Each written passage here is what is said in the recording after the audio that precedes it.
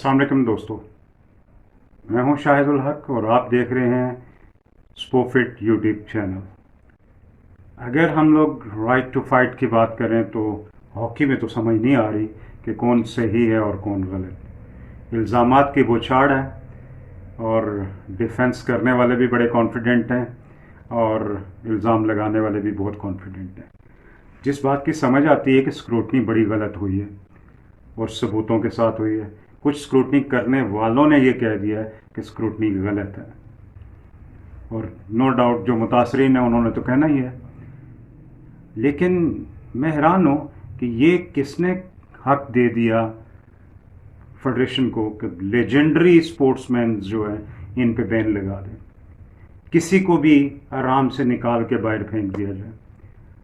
अगर फेडरेशन के कवानीन मौजूद हैं तो फिर उनको फॉलो किया जाए, लेकिन एक इखलाकी कदरों को तो यार जानो ना। इखलाकी तौर पे तो आप लोग इस चीज़ का एहसास करें कि क्या चीज़ गलत है और किस तरह यूनाइट करना।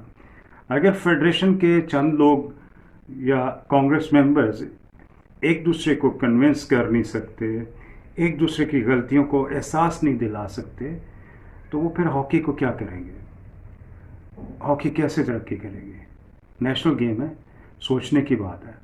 मेरे ख्याल से जो लोग काम नहीं कर सक रहे हैं उन्हें रिज़ाइन दे देना चाहिए।